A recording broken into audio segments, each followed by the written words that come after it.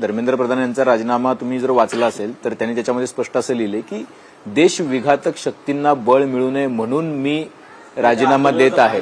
फायदा कोणी देश विघातक शक्ती असं म्हणून आम्ही प्रश्न याच्यावर अजून सुरू की आता त्यांनी हे म्हणलंय की जे अँटी इंडियन एलिमेंट्स आहेत त्यांना फायदा होऊ नये.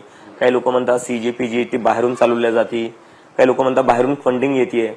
मग याच्यात तर क्लिअरली होम मिनिस्टरचं फेलियर आहे. ते स्वतःला खूप मोठं चाणक्य समजतात. जर चाणक्य असताना आम्हाला बाहेरून फंडिंग भेटते, आम्ही बाहेरून कंट्रोल होतोय, दिस इज अ बिग फेलियर.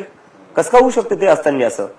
मग कुठं ना कुठं त्यांच्याही याचा अर्थ असा आहे ना की तुमच्या चहा पण आलाय. याचा अर्थ असा आहे ना की तुमच्या चाय पे चर्चा, परीक्षा पे चर्चा, चाय पे चर्चा, आपल्या एका मुद्द्यांवर मुद्द्यावर चाय पे चर्चा ऑन मुद्दा. तर पण एक गोष्ट लक्षात घेतली पाहिजे. कुठल्याही आंदोलनामध्ये आंदोलन करणाऱ्याचा कंट्रोल असायला पाहिजे असं म्हटलं जातं.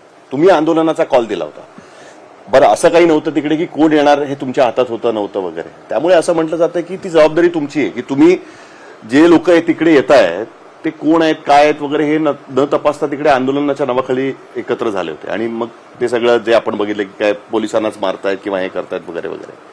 तर हे काय होतं मग त्याला आपण काय म्हणायचं? सर देशातलीच लोक येत होते ना, देशाच्या बाहेरून ते येत नव्हते. शीटर्स होते, हिस्ट्री शीटर होते. मग हे बाहेर काय करत होते? हिस्ट्री शीटर जर बाहेर फिरत होते, हे जे क्रिमिनल जर बाहेर फिरत होते, this is a failure of the Delhi police. आणि दिल्ली पोलीस कोणाला रिपोर्ट करते? अमित शहाला. मग हे अमित शहाच फेलियर आहे. आणि मला यात सगळ्यात जास्त वाईट वाटते पोलिसांसाठी. कारण की पोलीस काय करायचे? पोलीस 19च्या रात्री पोलिसांनी दगडांनी भरलेले ट्रक आणून लावून ठेवले, एक तुटलेली व्हॅन आणून ठेवली तिथं. आधीच प्रिपरेशन करून ठेवलं की उद्या नॅरेटिव्ह असं बनवायचं की जे सीजीपीचे सपोर्टर्स आहेत त्यांनी स्टोन पेल्टिंग केली, दगड फेकली पोलिसांवर. पण आम्ही 1 महिन्यापासून बसलो होतो, आम्ही तर एकही दगड नाही फेकला.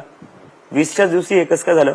19च्या रात्री पोलिसांनी दगडांनी भरून ट्रक जंतर मंतरच्या बाजूला आणून ठेवले आणि आधीच एक तुटलेली गाडी आणून ठेवली तिथं, पूर्णपणे डॅमेज झालेली. ऑर्केस्ट्रेटेड होतं सगळं की उद्या नॅरेटिव्ह मीडियामध्ये हेच चालणार की सीजीपीच्या सपोर्टर्सनी स्टोन पेल्टिंग केली. पण स्टोन पेल्टिंग कोणी केली? बीजेपीच्या लोकांनी. त्यांनी आधीच बाहेरून गुंड पाठवले. आणि मी आधीपासून म्हणत होतो की 20 तारखेला हे लोक बाहेरून लोक पाठवतील जे लोक प्रोटेस्टला डिस्टर्ब करतील.